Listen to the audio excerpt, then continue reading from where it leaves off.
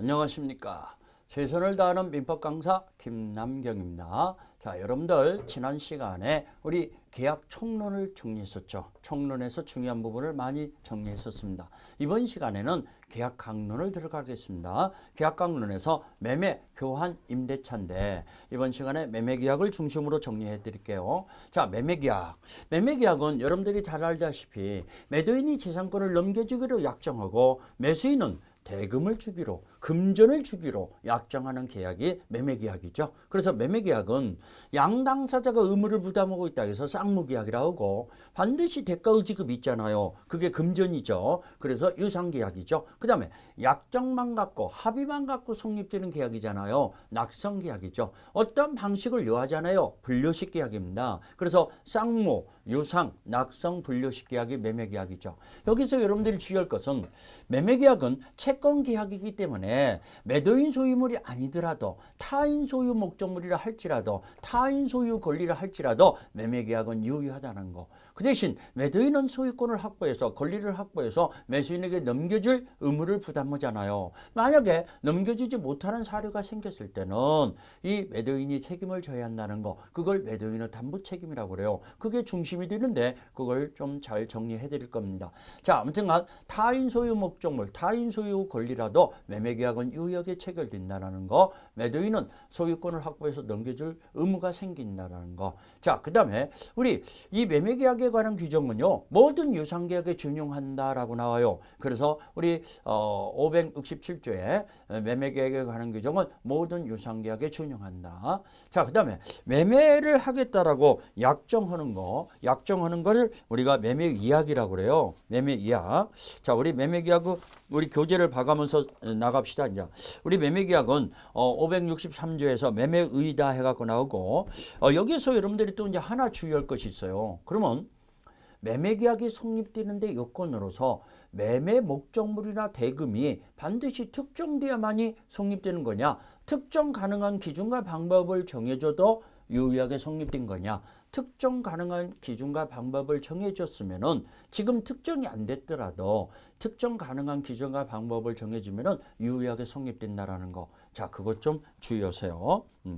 그 다음에 우리 이 매매대금 지급은 금전에 한한다는 거. 만약에 재산권을 넘겨주는데 아파트를 이전해 주는데 대가의 지급을 금전이 아니고 주식을 받기로 했어요.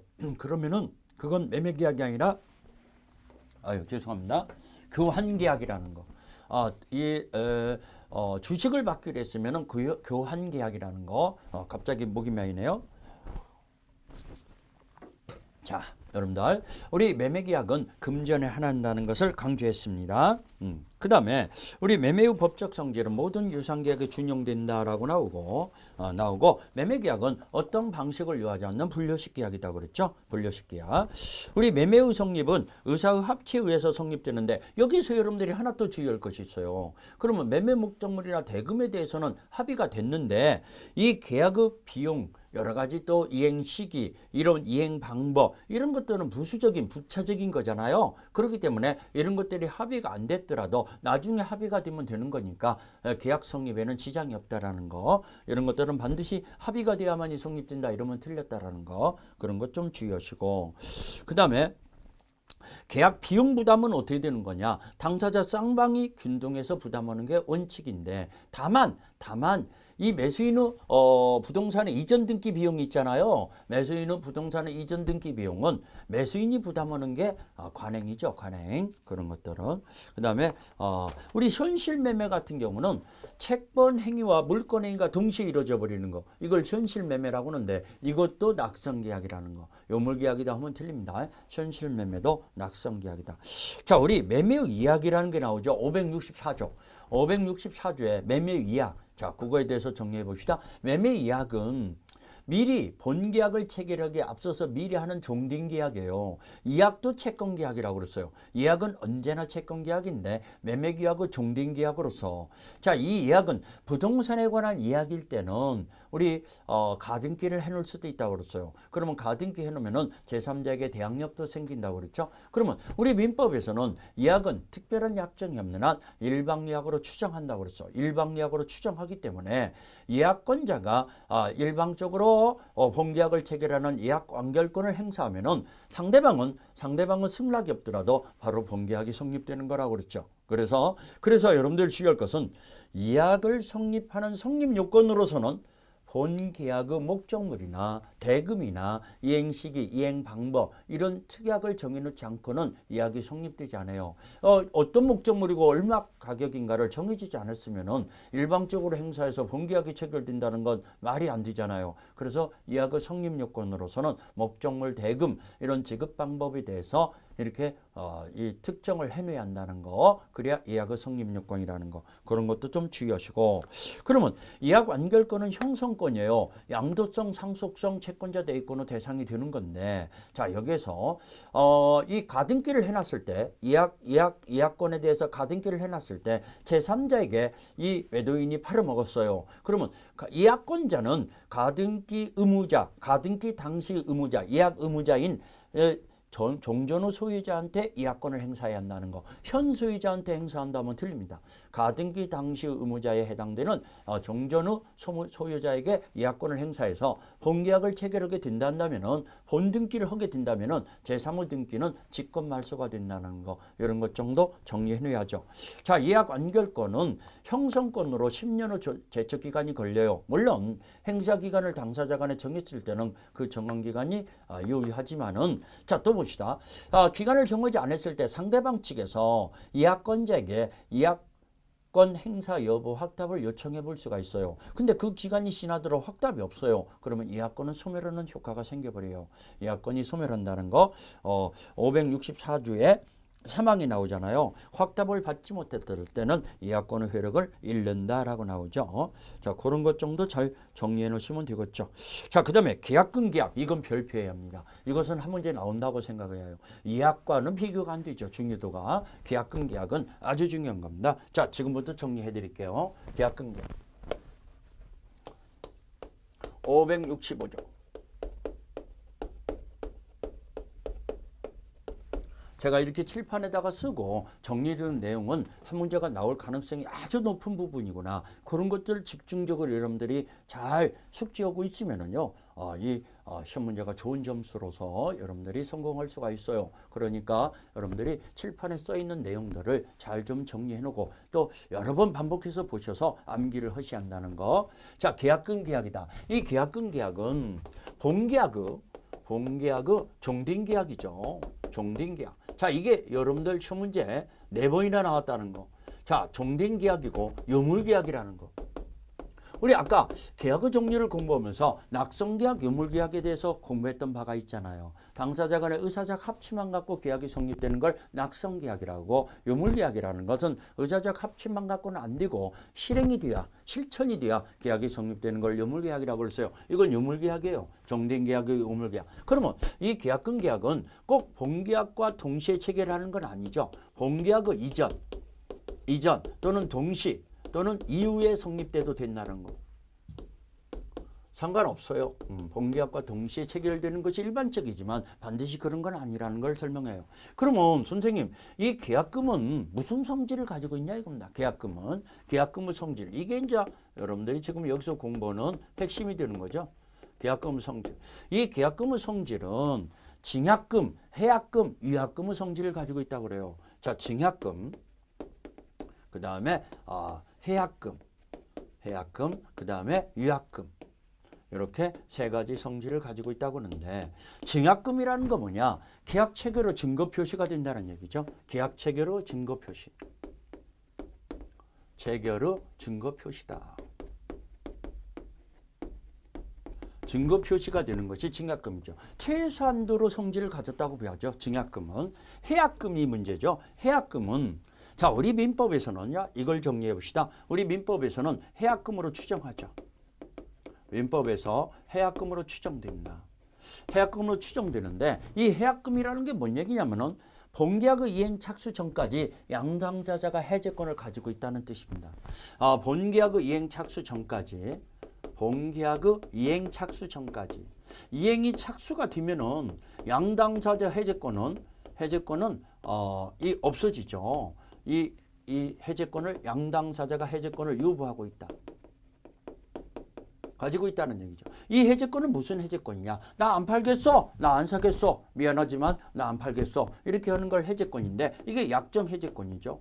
우리가 법정 해제권은 채무불이행 사이에서 생기는 게 법정 해제권이라고 그랬잖아요. 근데 매도인이 마음을 바꿔먹고 안 팔겠어. 매수인이 안 사겠어 하는 것은 채무불이행이 아니잖아요. 마음을 바꿔먹고 하는 거기 때문에 그런 것은 약정 해제권이라고 그러죠. 그러면은 자 이거 보세요. 이거 자 해제를 하는 데는 해제권 행사하는 데는 이거 보세요. 매도인 측에서 해제하려고 그래요. 매도인 계약금을 수령한 자가 해제하려고 그래요. 그러면 100을 상환해야 하잖아요. 100을 상환하면서 해제해야지 계약금을 100을 상환하지 않고 해제할 수는 없는 거죠. 물론 여러분들 이건 의무규정이에요. 의무규정이니까 특약이 있으면 특약이 우선해요. 계약금 계약에 관한 규정은 의무규정이라는 걸 주의하세요. 그러면 계약금 내가 해지하더라도 100을 상환하지 않고 받은 것만 돌려주기로 하자. 그렇게 특약을 맺었으면 그게 우선해요. 특약을 맺었으면은 그 100을 근데 여기서 또 하나 여러분들 신문제 2번이나 나왔잖아요. 매수인 측에서는 꼭 사고 싶어서 매도인이 100을 상환한다고 하는데 자기가 안 받아버려요. 이 뭡니까? 수령을 거절해버려요. 그러면 어떻게 되는 거냐? 이 공탁까지 해야 하냐 이겁니다.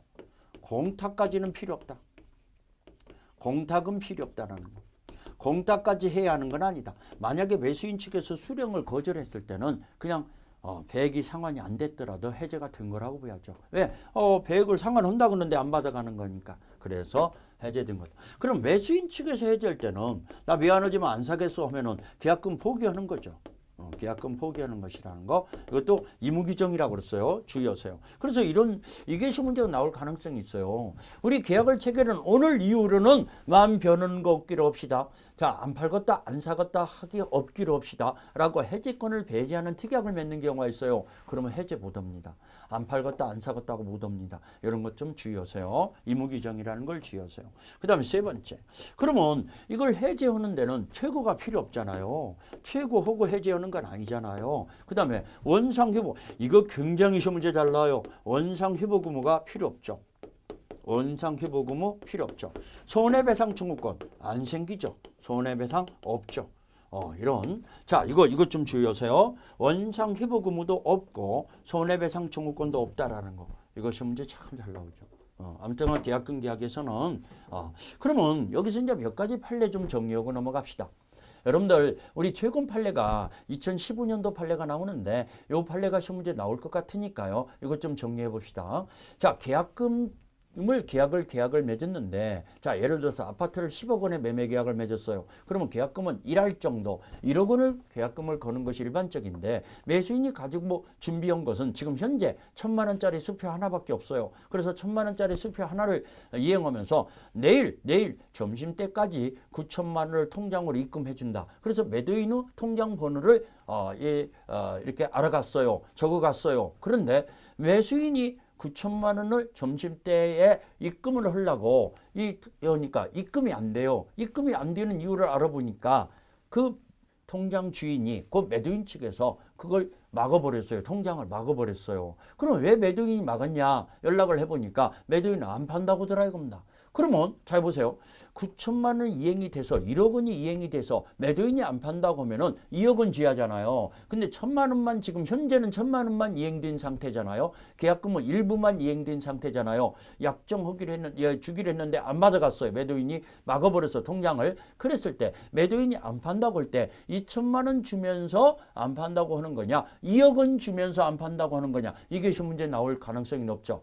약정된 계약금 중 일부만 이행을 했고 나머지는 이행을 못하게 됐는데 매도인 측에서 안 판다고 할 때 약정된 계약금의 2배를 상환해야 한다라고 판결을 내렸죠. 그러니까 받은 금액의 2배가 아니라 약정된 금액의 2배를 상환해야 한다. 2억 원을 상환하면서 해제해야 한다라고 판결을 내린 거죠. 그런 판례가 2015년도 판례가 나오니까 잘 좀 정리해 놓으셔야죠. 또 이것은 여러분들 기출문제 한번 나온 적이 있어요. 잘 들어보세요. 자, 계약금을 한 푼도 지급한 적이 없어. 계약금을 한 푼도 지급한 적이 없는데 계약금 주기로 약정만 해놨어요. 약정만 해놨는데 이 매수인 측에서 계약금을 이행을 안 해요. 이행을 안 해. 그러니까 매도인이 화가 났죠. 화가 나서 계약금의 채무불이행 이유로 본계약을 나 안 팔겠어. 내가 계약금을 받았으면은 100을 상환하면서 안 팔겠다고 해야 하는데 받은 바가 없으니까 나 이거 줄 것도 없으니까 안 팔겠어. 이렇게 할 수 있냐 이겁니다. 그 못 온다라고 판결을 내렸죠. 계약금을 지급한 적이 없고 약정만 갖고는 계약금 계약이 성립이 안 된 거죠. 그러면 계약금을 지급한 적이 없고 약정을 했을 때 계약금 채무불이행 사유가 생긴 것뿐이지. 자, 우리 본계약의 채무불이행은 아니에요. 그렇기 때문에 양당사자가 안 팔겠다 안 사겠다라는 이 해제권은 계약금이 지급되지 않은 상태에서는 없다. 계약금 계약이 성립되지 않은 상태에서는 계약금 계약의 해제권은 없는 것이다 라고 판결을 내렸어요. 그래서 매도인 측에서 본계약의 채무불이행이 아니라는 해제 못 한다라는 거. 계약금이 지급되지 않은 상태에서는 그건 여러분들 기출문제 한번 나왔죠. 또 이런 것도 있죠. 자, 본계약의 이행 착수 전까지 해제할 수 있다고 그랬어요. 본계약의 이행 착수 전까지. 그러면 이행 착수 전이라는 것은 중도금이 이행이 됐을 때는 이행 착수가 됐기 때문에 매도인도 안 팔겠다 못 오죠. 매수인도 안 사겠다 못 오는 거예요. 근데 중도금 기일 전에 중도금을 이행했더라도 이행 착수에 들어간 거냐 이겁니다. 들어갔다라고 판결을 내렸죠. 중도금 기일 전에 중도금을 이행했더라도 매도인 측에서 안 팔겠다 또는 매수인 측에서 안 사겠다 못 온다는 얘기죠. 그런 것들을 여러분들이 잘 판례를 정리해 놓으시라는 거. 아무튼간 이행 착수가 들어갔으면은 양당자재 해제권은 소멸한다는 거. 그때까지만 해제권을 가지고 있다는 거. 이걸 해약금 계약이라고 그래요. 근데 위약금이 문제죠. 이제 위약금은요. 아무 때나 위약금이 아니에요. 채무불이행 사유가 있어요. 위약이라는 말이 채무불이행이죠. 채무불이행 시에 자, 계약을 해지하고 손해배상을 청구할 수 있잖아요. 근데 계약금 자체를 손해배상으로 예정해버리는 거죠. 손해배상의 예정행위라고 보는 거죠. 그러면 이런 손해배상의 예정액이 되려면은 특약이 있을 때만 손해배상의 예정이 되는 거죠. 특약 시에만. 자, 당신이 이행을 안 하면은 이 계약금으로 손해배상을 충당하기로 합니다. 이렇게 특약을 맺었을 때는 그거 위약금으로서 별도 손해배상을 청구할 필요 없이 계약금으로 손해배상을 충당하는 거죠. 그래서 여러분들 우리 부동산에서 이용하는 매매계약서를 보면은 인쇄된 글씨로 자, 우리 그 매도인란, 매수인란 1조, 2조, 3조, 4조 쭉 쓰면서 한 9주 정도를 읽어보면은 매수인이 채무불이행하면은 계약금 포기 연기로 한다. 매도인이 채무불이행하면은 100을 상환하기로 한다라는 인쇄된 글씨로 써 있는 경우가 있어요. 근데 그런 내용도 계약 내용으로 삼기로 합의가 되는 거죠. 이런 내용도 합의를 한다 하면서 도장 찍었잖아요. 그러면 그게 바로 위약금 특약이 있는 거예요. 그러면 매수인 측에서 중도금을 이행하지 않아요. 그러면 이 매도인은 법정 해제권이 생기잖아요. 채무불이행에 의한 법정 해제권이 생겨요. 그러면 법정 해제권이 생겼을 때 이런 특약을 맺었을 때는 그 계약금 자체가 손해배상으로 충당되기 때문에 매도인은 계약금을 돌려주지 않아도 되죠. 그런 것이 위약금 특약이라고 그래요. 그러면 특약이 없으면 어떻게 되냐? 여러분들 시험 문제 2번이나 나왔는데 계약금을 돌려줘야 하는 것이 원칙이죠. 특약이 없으면 계약금을 돌려주고 별도로 손해배상을 청구해야죠. 특약이 없는 경우는 계약금을 반환해주고 별도 손해배상을 청구하는데 그 손해배상을 산정하기가 쉽지가 않고 실제로 손해가 발생하지 않는 경우가 많잖아요. 그러다 보니까 이 매수인 측에서 채무불이행 사유가 생겼을 때 특약이 없으면은 이 매도인은 별 이익이 없다 이겁니다. 계약금 돌려줘야 하니까 그런 경우가 많기 때문에 이런 특약을 맺는 경우가 대부분인데 특약을 맺었을 때는 그걸로 손해배상금으로 충당한다는 거. 이걸 위약금 특약이라고 그래요. 자, 우리 민법에서는 특별한 약정이 없는 한 해약금으로 추정하니까 이 해약금의 내용 좀 잘 정리해 놓으세요. 자, 그게 계약금 계약이라는 거. 자, 우리 책을 볼까요? 책에 우리 의에서 계약금이란 계약 체결에 관련된 당사자 일방이 상대방에게 교부하는 금전 기타 유가물인데 이것은 계약금 교부로서 성립하는 유물계약이다라고 나오죠. 그렇죠? 의의 유물계약이라는 거.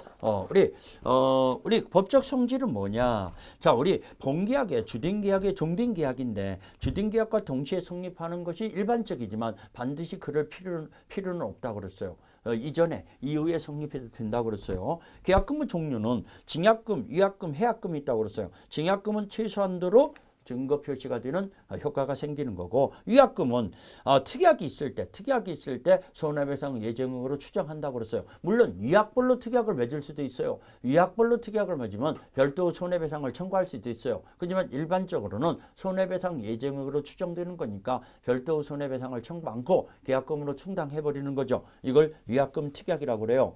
자, 그 다음에 해약금이 중요한 건데, 우리 민법에서는 특별한 사정이 없는 한 본계약의 이행 착수 전까지 양당사자가 자유롭게 해지할 수 있는 해제권을 보유하고 있는 걸 해약금이라고 그래요. 해약금. 자, 이 해약금이 됐을 때는 손해배상 청구권이라는 거 없고 원상 회복 의무도 생기지 않는다. 그런 것 좀 잘 정리해 놓으시고, 우리 기출 체크 문제 한번 볼까요? 25기 기출 문제네요. 자, 2014년 5월 1일 갑이 그 건물을 을에게 매도하면서 같은 해 5월 10일 계약금을 그로부터 2개월 후에 중도금 및 잔금을 지급받기로 하였다. 다음 설명 중 틀린 것은? 자, 이 건물을 매도하면서 5월 10일 계약금을 그로부터 2개월 후에 계약금을 지급하고 그 다음에 2개월 후에 중도금 잔금을 받기로 했어요. 자, 1번 갑과 을 사이에 계약금 계약은 낙성 계약이다. 계약금 계약은 낙성 계약이 아니라 요물 계약이라고 그랬잖아요. 그럼 벌써 1번이 틀렸네요. 답이 1번이 돼버렸죠. 계약금 계약은 종된 계약이고 요물 계약이다. 이 4번이나 나왔다고 그랬잖아요. 종된 계약이고 요물 계약이다. 그러면 1번 틀렸고, 2번 을이 지급한 계약금은 다른 약정이 없는 한 해약금으로 추정한다. 여기 우리 민법에서는 해약금으로 추정한다 그랬죠. 해약금으로 추정한다. 우리 민법에서는. 그래서 2번 맞았죠. 3번 을이 계약금을 지급하지 않으면 갑은 계약금의 약정을 해지할 수 있다. 계약금을 지급하지 않으면 계약의 약정을 해지할 수는 있어도 본계약을 해지할 수 있는 건 아니죠. 본계약의 채무불이행 사유는 아니니까.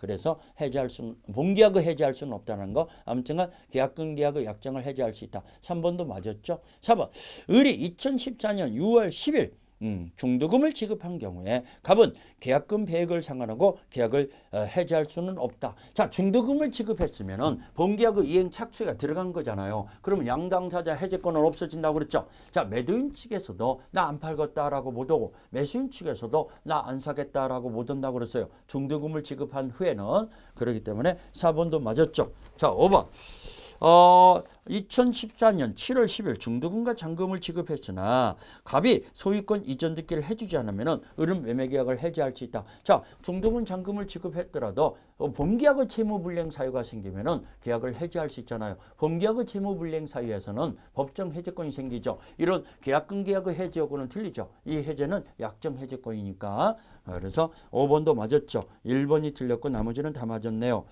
자, 그래서 우리 판례 박스에서 여러 가지 우리 판례를 잘 좀 정리해 놓으셔야겠는데, 여기에서요 2번 판례를 보면은 민법의 565조는 이미 이행에 착수할 때를 의미하는 건데, 이것은 매수인이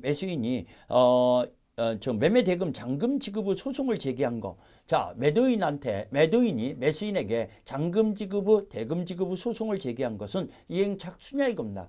이행 착수라고 볼 수 없다 그럽니다. 그러면 매도인이 매수인에게 대금 지급 청구 소송을 제기했는데 매수인 측에서 나 계약금 포기할 테니까 나 안 사겠어 이렇게 할 수 있냐 이겁니다. 소송을 제기한 후에도 할 수 있다라고 판결 내렸죠. 2번 판례.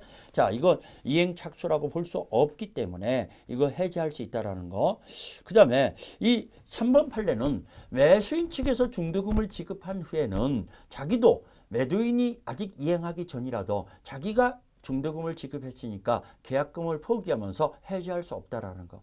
자, 매수인 측에서 중도금을 지급한 후에는 매수인도 해제를 못 해요. 매도인도 해제를 못 하지만 그게 3번 판례죠. 그 다음에 이 4번은 아까 얘기했듯이 중도금 기일 전에 중도금을 지급하더라도 이행 착수로 본다는 거. 그것을 얘기하는 거죠. 그런 것을 얘기했습니다. 그 다음에 그런 거. 그래서 여러분들 또 하나 알아놓을 것은 토지거래 허가지역에서 신문제가 나오죠. 토지거래 허가지역에서 허가를 받기 전에는 유동적 무효 상태잖아요. 그럼 유동적 무효 상태에서 매도인 측에서 배액을 상환하면서 나 미안하지만 안 팔겠소라는 계약금 계약의 해제가 가능하냐? 허가를 받기 전 상태에서 계약금 계약을 해지할 수 있죠. 본계약의 이행 착수되기 전에 100을 계약금만 받은 상태니까 100을 상환하면서 매도인 측에서 해지할 수 있어요. 근데 지난번에 시험 문제가 이거 나왔죠. 허가를 받았어요. 공동으로 신청해서 허가를 받았어요. 그러면 매도인 측에서 100을 상환하면서 안 팔겠어 라고 할 수 있냐 이겁니다. 허가를 받은 후에도 할 수 있다라고 판결을 내렸죠. 왜? 토지거래 허가를 받았더라도 그건 본계약의 이행 착수라고는 볼 수 없다. 그렇기 때문에 허가를 받은 후라 할지라도 아직 중도금 이행되기 전에는 매도인 측에서 100을 상환하면서 해지할 수 있다라는 거. 그게 시험 문제 나왔죠. 자, 아무튼간 그런 것들을 잘 정리해 놓으시라는 거. 우리 기출 체크 문제 또 하나 볼까요? 자, 문제 잘 나오는 거니까 우리 27이 기출 문제잖아요. 작년에 나온 거죠.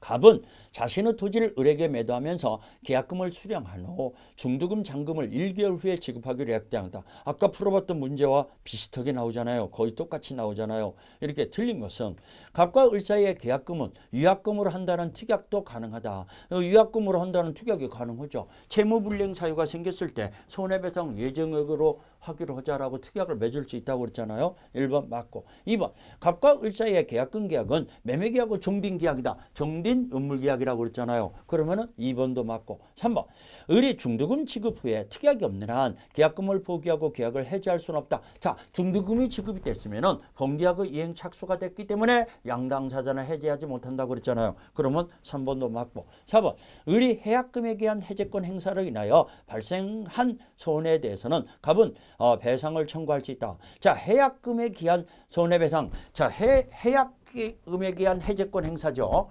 해약금에 대한 해제권 행사에서는 손해배상 청구권이 생긴다 안 생긴다? 안 생긴다. 이 두 가지가 시험 문제 무지하게 잘 나옵니다. 원상 회복 의무도 없고 손해배상 청구권도 안 생긴다고 그랬어요. 근데 손해배상을 청구할 수 있다 나왔으니까 4번이 틀렸잖아요. 아, 이렇게 나오는구나. 자, 이거 계약금만 2배를 반환받냐 포기하냐 이걸로 끝나지. 별도로 무슨 손해배상을 청구하냐 이겁니다. 그건 없다라는 거. 그렇기 때문에 4번이 틀렸죠.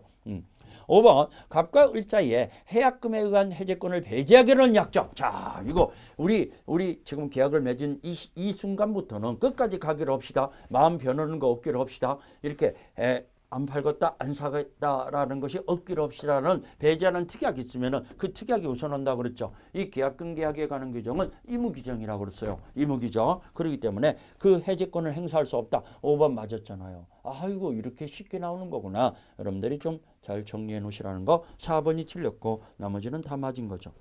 자, 매매의 효력이다 해서 매도인은 재산권 이전 의무가 있다고 그랬어요. 재산권 깨끗하게 완전하게 매수인에게 넘겨줄 의무가 있죠. 만약에 이게 완전하게 넘겨주지를 못한다면 매도인이 책임을 져야 하잖아요. 그래서 대금 지급과 우리 부동산일 때는 이전 등기만이 동시행관계가 아니라 목적물의 인도 의무까지도 동시행관계죠. 특약이 없느라 등기도 해줘야지만 목적물도 인도해줘야 한다는 거. 타인의 권리 매매도 유효하지만 매도인은 소유권을 확보해서 매수인에게 넘겨줄 의무를 부담한다고 그랬잖아요. 이 과실수취권, 이게 시험 문제 나와요. 과실수취권. 인도되기 전까지는 매도인에게 수취권이 있다는 거. 인도되기 전까지는 매도인에게 과실수취권이 있어요. 상가 건물 같은 경우 그 매매 계약 후에 생긴 차임 같은 걸 얘기하죠. 그 차임은 아직 인도되기 전에 등기를 넘어가기 전에는 매도인에게 수취권이 있다는 거. 다만 인도되기 전이라도 대금이 완납받은 후부터다 이렇게 나와요. 대금이 완납받은 후부터는 매수인에게 귀속된다는 거. 인도되기 전이라도 대금이 완납받은 후부터는 매수인에게 귀속된다는 거. 자, 우리 주물이 매매가 되면 종물도 따라가는 거죠. 물론 특약이 있으면 특약이 우선해요. 의무규정이니까 그런 거. 그 다음에 우리 서로 매매계약에서는 쌍무계약이니까 동시행항변권, 위험부담 이런 것들이 다 적용되잖아요. 매도인의 담보 책임, 이게 중요하다고 그랬죠. 이것 좀 별표하세요. 매도인의 담보 책임은 굉장히 중요한 부분이에요. 그래서 우리가 좀 정리해 볼까요? 매도인의 담보 책임 하도 중요하니까 꼭 나온다고 해야죠. 매도인의 담보 책임에 관해서는 꼭 나옵니다. 자, 그러면 매도인의 담보 책임은 원시적이란 얘기는 매매계약을 체결할 당시부터 하자가 있었죠. 하자가 있었고, 그 다음에 원시적 일부 불능. 전부 불능에서는요. 계약 체결상의 과실 책임이 적용되지 매도인의 담보 책임이 아니에요. 원시적 일부 불능에서 적용돼요. 두 번째, 매도인은 고유 과실이 없더라도 책임을 지하여 매도인의 무과실 책임이라고 하죠. 매도인의 무과실 법정 책임. 무과실 법정 책임이다. 책임지고 따라고 약정이 없더라도 책임져야죠. 고유과실이 없더라도 책임져야죠. 그 다음에 이건 특정물 매매에서만 적용되는 건 아니죠. 특정물 매매, 불특정물 매매 다 적용되죠.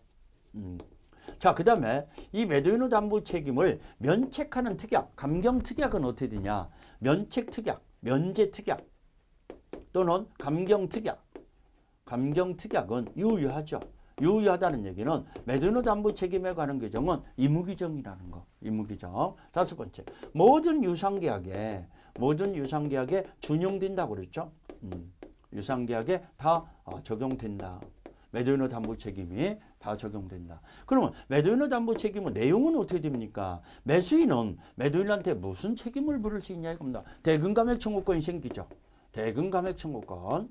자, 그 다음에 목적 달성이 불가능해요. 그러면 계약 전체를 해제할 수 있는 해제권이 인정되죠. 해제권이 인정되고 그 다음에 이 손해배상 청구권을 행사할 수 있죠.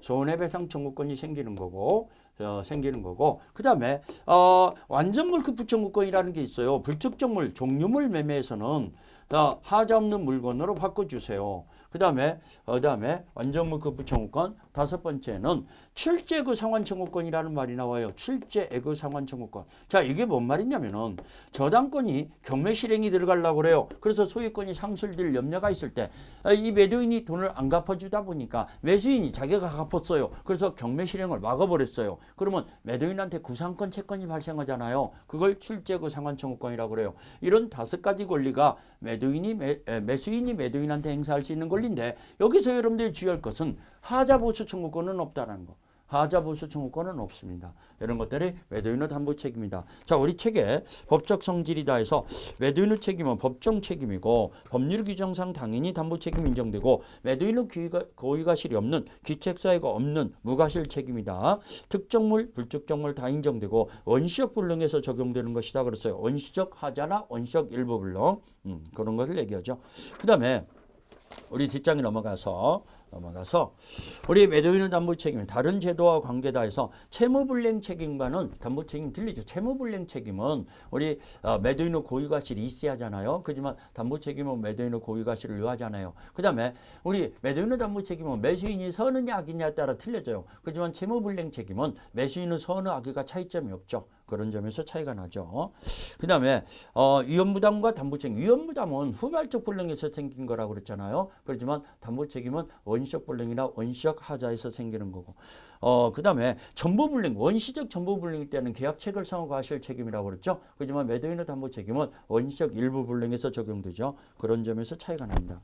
자, 권리의 하자 담보 책임이다라고 나오죠. 권리의 전부가 타인에 계속했을 때 그 전부에다 동그라미 쳐야죠.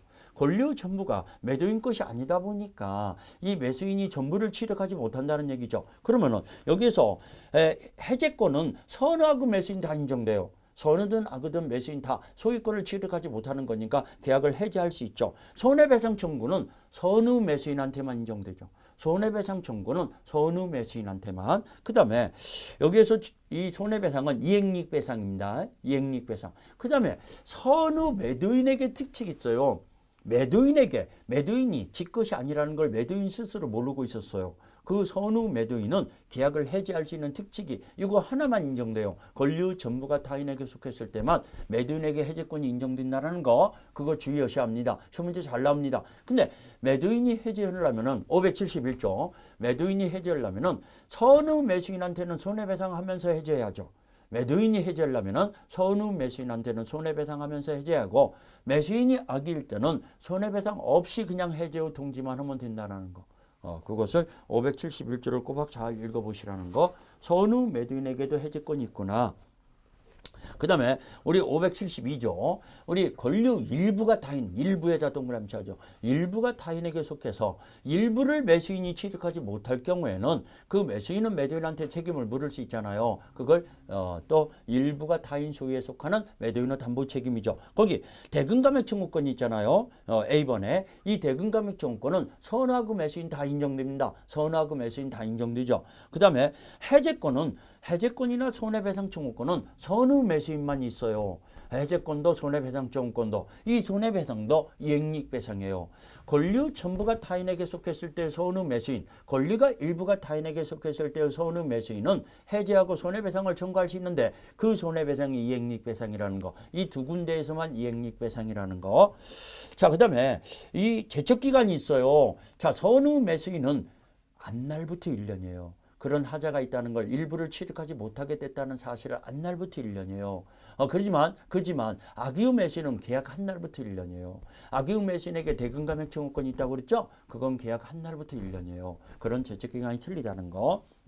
그 다음에 디귿번 목적물의 수량불량이나 일부 멸실. 자, 여러분들 평당 100만 원 해서 500평인지 알고 5억 원으로 매매계약을 체결했어요. 계약 면적은 500평이었었어요. 근데 실측을 해보니까 400평밖에 안 되네. 그러면 계약 면적과 실제 면적이 틀릴 때 이걸 수량부족이나 일부 멸실에 의한 담보 책임이라고 그래요. 그러면은 이것은 모르고 있었던 매수인에게만 인정돼야겠죠. 잘 알고 있는 매수인은 보호해줄 값어치가 없잖아요. 그래서 선후 매수인은 계약을 해지하고 손해배상을 청구할 수 있어요. 물론 400평이라도 샀을 것으로 의혹이 되는 경우도 있죠. 그때는 대금감액 청구권이 생기죠. 5억 원을 주는 게 아니라 4억 원을 지하죠. 5억 원 다 줬으면 반환 청구할 수 있잖아요. 대금감액 청구권이 생긴다는 거. 그렇지만 목적 달성이 불가능할 때는 해지하고 손해배상을 청구할 수 있어요. 이것도 안날부터 1년이라는 제척기간이 걸린다는 거.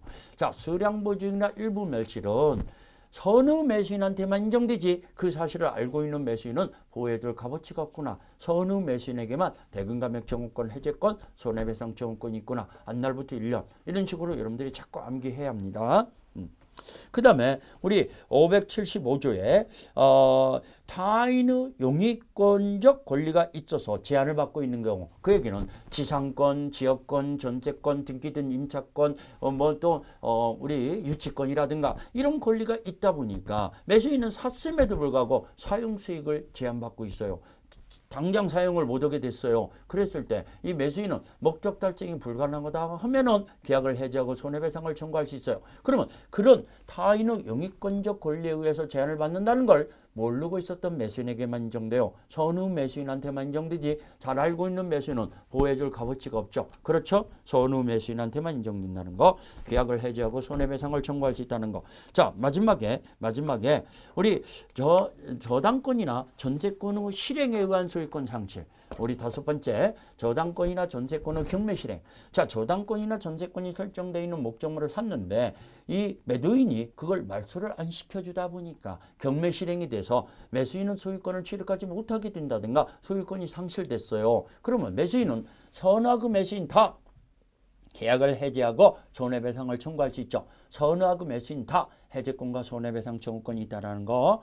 이것이 저당권, 전세권 실행에 의한 담보 책임이죠. 자, 이번에 판례가 최근 판례가 나오는 판례가 있어요. 이 두 가지 판례 좀 알아놓으세요. 가등기가 설정되어 있는 목적물을 매매가 됐어. 가등기가 되어 있는 목적물을. 근데 가등기 명의인이 본등기가 되다 보니까 이 매수인의 등기는 직권 말소가 돼버렸어. 그러면 소유권 상실되는 거잖아요. 가등기에게서 본등기가 되다 보니까. 그러면 이 매수인은 매도인한테 책임을 물어야하잖아요. 매도인한테. 그래서 계약을 해지하고 손해배상을 청구할 수 있는데 선호하고 매수인 다 인정된다는 거.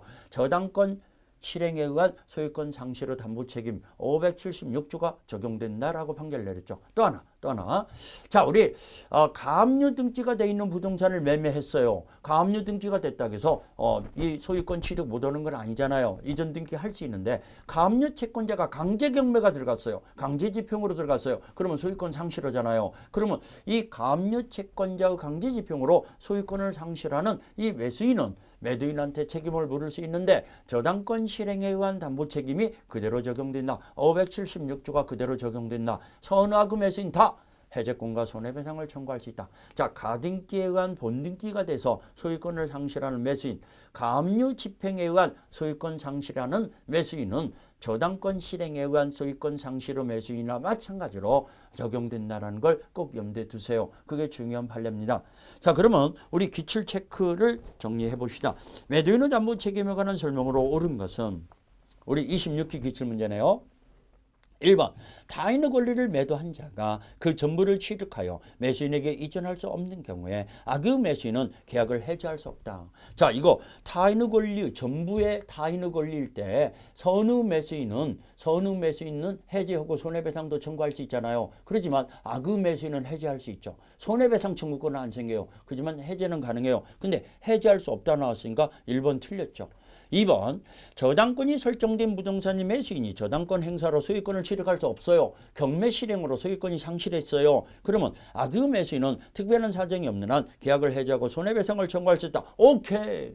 576조 선악을 불문하고 해지하고 손해배상을 청구할 수 있다고 그랬잖아요. 그러면 2번은 맞았네요. 3번 매매 목적인 권리가 전부가 타인에게 속하여 권리의 전부를 이전할 수 없게 된 경우 매도인은 매수인에게 실익배상해야 한다. 틀렸죠. 우리 전부가 타인에게 속했을 때의 손해배상이나 일부가 타인에게 속했을 때의 손해배상은 이행익배상이라고 강조했잖아요. 그렇기 때문에 3번 틀렸죠. 4번 매매 목적이 부동산의 전세권이 설정된 경우 계약 목적을 달성 여부에 관계없이 선의 매수인은 계약을 해지할 수 있다. 틀렸죠. 전세권 때문에 계약 목적을 달성할 수 없을 때만 해지할 수 있죠. 그걸 모르고 있었던 선의 매수인 용의권에 의한 제한으로서 목적 달성이 불가능할 때 해지할 수 있죠. 그렇기 때문에 4번 틀렸고, 자 5번 권리 일부가 타인에게 속했을 때 선의 매수인이 갖는 손해배상은 계약 한 날부터 1년 이내 행사해야 한다. 틀렸죠. 자, 일부가 권리가 타인에게 속했을 때 선의 매수인은 대금감액 정호권, 해제권, 손해배상 정호권이 있는데 안날부터 1년이라고 그랬죠. 안날부터 1년. 계약 한 날부터 1년이 아니라 안날부터 1년. 그러면은 5번도 틀렸죠. 맞은 것은 2번밖에 없지 않습니까? 자, 이런 것들을 잘 좀 정리해 놓으시고, 자, 그 다음에 우리 그러면은 경매에서 담보 책임을 정리해 봅시다. 경매에서 담보 책임은 물건의 하자 담보 책임은 적용 안 돼요. 권리 하자 담보 책임만 적용돼요. 경매에서는 물건의 하자 담보 책임은 적용 없다는 거. 그러면 경매는 공경매에 한하는 건데 여기서 주의할 것이 이거예요. 경매 절차가 무효가 됐을 때는 적용 없어요. 경매 절차가 유효해야만이 적용돼요. 다시 한번 얘기합니다. 무효인 경매 절차에서는 경매에서 담보 책임은 적용 없다는 거. 그러면 경매에서는 1차적 책임은 누가 지냐? 채무자가 지는 거죠. 1차적 책임은 채무자. 근데 채무자가 자력이 없어. 책임질 능력이 없어. 그러면 경납대금을 수령해간 채권자가 부담하는 거예요. 채권자가 책임지는 거예요. 이게 경매에서 담보 책임이라고 그래요. 그 다음에 경매에서 담보 책임은 경매 계약의 해제나 경매의 해제나 대금감액 청구권만 생기는 것이 원칙이에요. 손해배상 청구권은 원칙적으로 안 생겨요. 원칙적으로 손해배상 청구권은 없어요. 그렇지만 채무자가 하자 있음을 알면서 고지하지 않았다든가 채권자가 하자 있음을 알면서 경매를 신청한 경우 있잖아요. 악의의 채무자, 악의의 채권자일 때는 손해배상을 청구할 수 있어요. 손해배상을 청구할 수 있다는 거, 그것까지도 정리해 놓으시면 좋죠. 자, 그 다음에 채권매매에서 담보 책임이다. 채권매매에서 담보 책임은 채무자의 자력에 대해서 특약이 있을 때는, 약정이 있을 때는 그 약정 시기가 언제인 걸로 추정되냐 이겁니다. 이미 채권이 행사할 수 있는 채권이에요. 변제기가 이미 도래한 채권이나 약정이 없는, 변제기가 없는 채권일 때는 바로 행사할 수 있죠. 이것은 매매계약 시점의 자력으로 담보한 걸로 추정해요. 그렇지만 변제기가 있는 채권인데 도래하기 전의 채권일 때는 변제기 시점의 자력으로 담보한 걸로 추정한다 그럽니다. 변제기 이전의 채권의 매매에서는 변제기 시점의 자력으로 담보한 걸로 추정한다. 이렇게 정리해 놓으시면 되죠.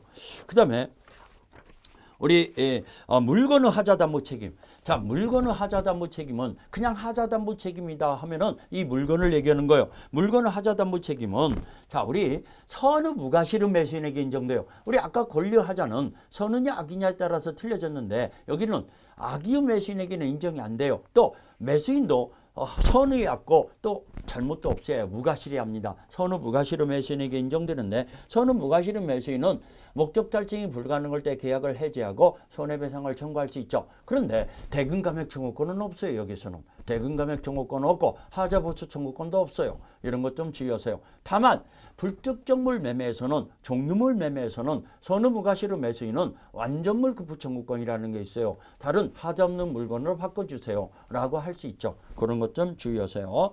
그 다음에 여기서 제척기간이라는 게 있어요. 자, 선의무과실의 매수인은 안날부터 6개월이라는 거. 안날부터 6개월이에요. 제척기간 얼마다? 안날부터 6개월이라는 거. 우리 권리에서는 1년이었었잖아요. 근데 여기서는 6개월이라는 거. 자, 그런 것들을 정리해 놓으시면 되겠죠.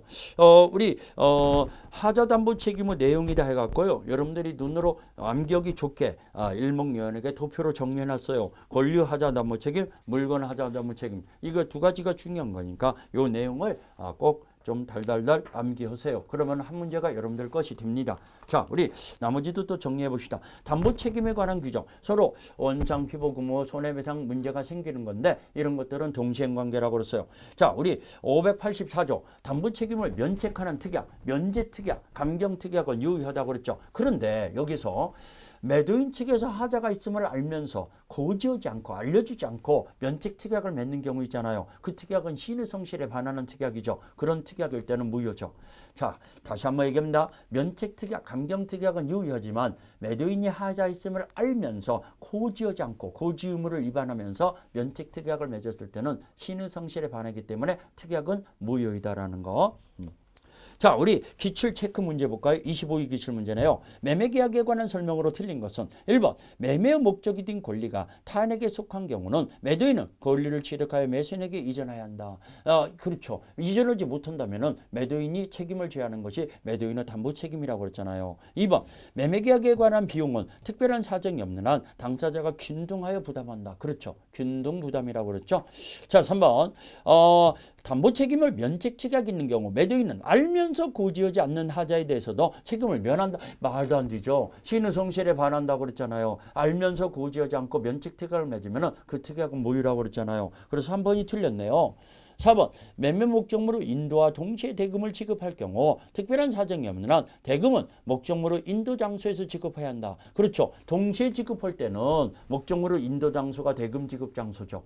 그런 동시에 지급한다는 얘기가 없으면은 매도인의 주소지가 이 대금 지급 장소가 되는 것이에요. 원칙이. 그렇지만 목적물의 인도와 동시에 대금을 지급하기로 약정을 맺을 때는 목적물의 인도 장소가 대금 지급 장소라는 거. 5번 당사자의 일방에 대한 의무 이행이 기한이 있을 때는 상대방도 의무 이행에 대해서 동일한 기한이 있는 것으로 추정한다. 그렇죠. 동일한 기한으로 추정하죠. 우리 동시행 관계가 됐을 때는 같은 기한이 있는 것으로 추정된다는 거. 그러면 5번도 맞고 3번이 틀렸고 나머지는 다 맞았죠. 자, 우리 매수인의 의무다. 대금 지급 의무가 있는데 금방 얘기했듯이 대금 지급 시기는 목적물의 인도 기한이 정해졌을 때는 동일한 기한으로 추정하고 대금 지급 장소는 원칙은 매도인의 주소지지만 목적물의 인도와 대금 지급이 동시행 관계일 때는 목적물의 인도 장소가 대금 지급 장소라는 거. 대금의 이자다. 자, 매수인이 목적물을 인도받았는데 아직 대금을 안 주고 있어요. 그러면 인도받은 날부터 대금의 이자를 쳐서 이자를 가산해서 이행해야죠. 물론 특약이 있으면 특약이 우선하지만 그렇지 않는 한은 그렇다는 얘기죠. 그 다음에 우리 매수인이 매매 목적물이 제3자가 이건 매도인 것이 아니라 내 것이다라고 주장하는 자가 나타났어요. 그러면 매수인이 대금을 주려고 보니까 실제로 그게 맞다면은 자기가 소유권을 취득하지 못할 염려도 다분하잖아요. 불안하잖아요. 그래서 불안한 항변권으로서 대금 지급을 거절할 수 있는데 여기서 588조를 보니까 끝에 매도인 측에서 상당한 담보를 제공했을 때는 그러하지 아니하다. 거절하지 못한다는 얘기예요. 매도인이 상당한 담보를 제공했을 때는 이행을 해야 한다는 얘기죠. 대금을. 그 다음에 589조를 보면 매도인이 공탁을 청구할 수 있다. 너가 나한테 대금 주는 것이 불안하면은 공탁수에 공탁을 해놔라라고 요구할 수 있다라는 거. 이 두 가지 좀 눈여겨보셔야겠죠. 자, 그 다음에 매매 목적물의 수령 의무가 있는 거고 수령 의무. 자, 이래서 우리가 매도인의 담보 책임을 정리했어요. 정리했는데 이 환매부터는 다음 시간 시간에 정리해야겠어요. 자, 이번 시간에 공부했던 것을 간단하게 우리가 정리해 봅시다. 우리 매매계약은 쌍무계약이고 유상계약이고 낙성계약이고 불려식계약이에요. 불려식계약인데 자, 이 매매 목적물이나 대금은 반드시 금전이에요. 이런 것들은 특정이 돼야만이 매매계약이 성립되는데 특정 가능한 기준과 방법을 정해주면 족하다라고 그랬어요. 그런 것도 얘기했고 매매를 하겠다라고 예약하는 걸 매매 예약이라고 그래요. 매매 예약은 우리 민법에서는 일방예약으로 추정한다고 그랬어요. 그러면 예약권자가 예약권을 행사하고 안 하고는 일방에게 달려있죠. 그러면 그 예약권을 행사하는 건 형성권이기 때문에 예약권을 행사하면은 바로 본계약이 체결되는 거라고 그랬어요. 형성권으로 예약권은 양도 상속 채권자 대위권의 대상이 되고 부동산에 관한 이야기일 때는 가등기도 해놓을 수 있다고 그랬어요.